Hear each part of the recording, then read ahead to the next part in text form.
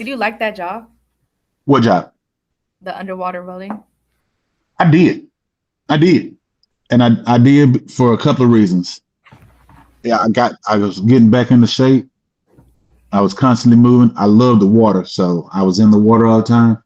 But the adrenaline rush from being at 200 feet underwater, and I can't see my hand, and I got it stuck less than 3 to 4 inches in front of my face. So you really didn't know what was swimming around you. Yeah, that was I enjoyed that. But now I'm not gonna lie to y'all. My experience with the commercial diving was I was on the rig, but I never got to break out. And breaking out is literally another thing that it takes time to do. Once you're under commercial diving, you still have to put in your time on the deck, and that means running line, communicating with the diver, and everything. And they're underwater, so I mean, once you get to that point, there's great money there. You meet all kind of great folks. And look, women, I want y'all to listen to me when I say this. Don't let that fact that being a welder, being mainly a man's job, stop y'all, because there was two female welders, underwater welders that I met that I know can't nobody ever touch.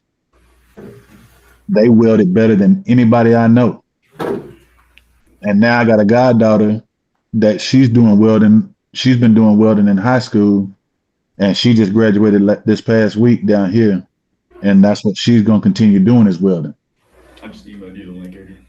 And she's already got a job offer from a company that wants to pay for her schooling to go for more welding, and offered her $180,000 a year. Damn. So y'all, it's all a matter of what you want to do. There's money in everything. You just got to know how to do it. Okay, Kevin, do you have any questions? Nope.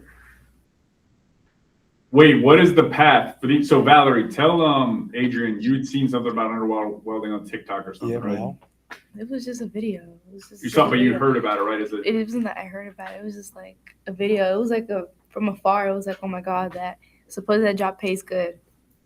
Well, now look, you can get into what's called saturation diving, which is you literally live underwater for 30 days. And you're down at between 300 and 800 feet. And y'all literally, you live in the little room, and there's about 80 y'all in there. And the reason there's so many people and it's paid so much is because at saturation diver, you can only do that job for 10 years. Mm. And when you do that job for 10 years, technically you're not even doing 10 years. You got 10 years worth of time, but you can only work 6 months out of the year. So you do a month on, or a month to 4 months, then you're off a month to 4 months. Then you'll come back in and work a couple more months, and then you're off a couple of months. But at the same time, once you've made it to a sat diver, they're paying you between $450,000 and $600,000 a year.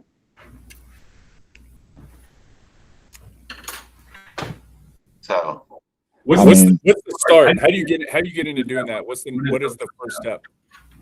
now that is a commercial diving school. The best ones are up in North US and over in Europe.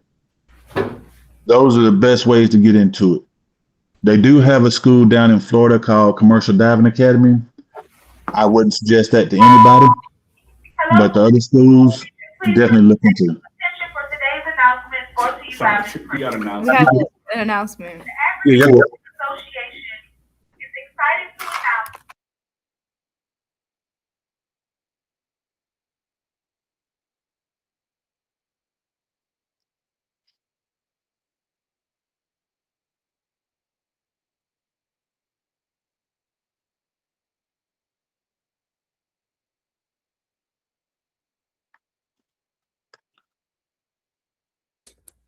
Wade, you can keep going, man, because we're recording.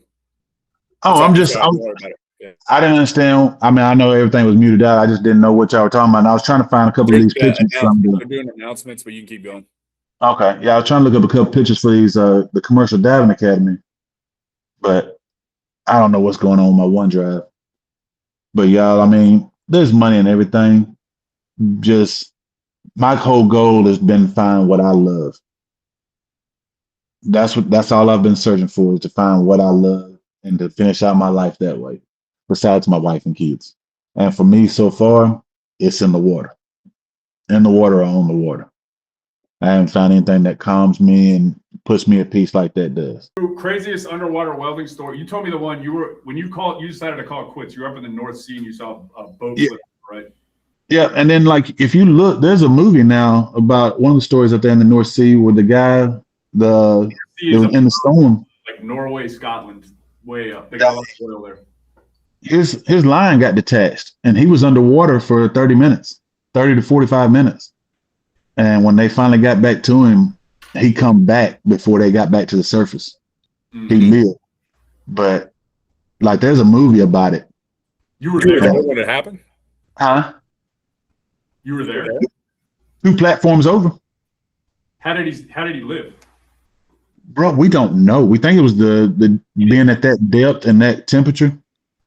So he like froze it. He like froze his body. He didn't have a tank. Yeah. No. He was air fed from the top. You have a bailout tank. Everybody has a bailout tank, but you're top fed. And he was down at 300 feet, and the storm got to moving everybody, and it literally cut the line and everything. And he was on his bailout tank, and you got about 15, 20 minutes on your bailout. Well, he ended up running out of air, but he made it to the top of the cage and tied himself down. But how he survived, we still don't know. We still don't know. Try to find the name of that movie and send it to me. Yeah, I will. I'll get it to you here in the next 30 minutes. Yeah, I'll pull up the trailer.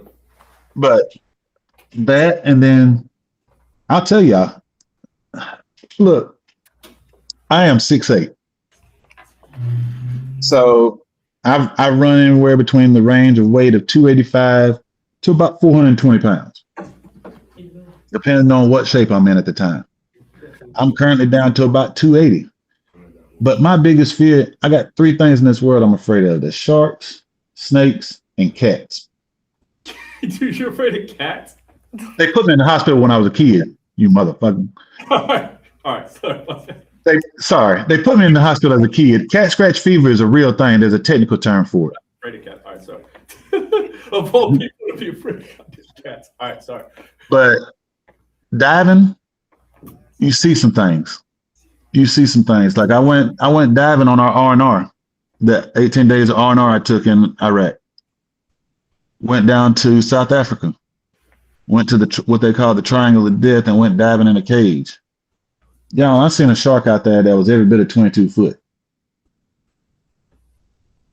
Dang, I've seen tuna on commercial dives that were about 18 to 20 foot. The stuff you see under that water is some of the craziest thing in this world.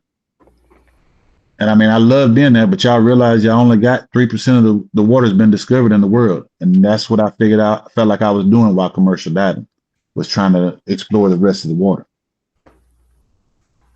So, what you got? That's a perfect note to end on.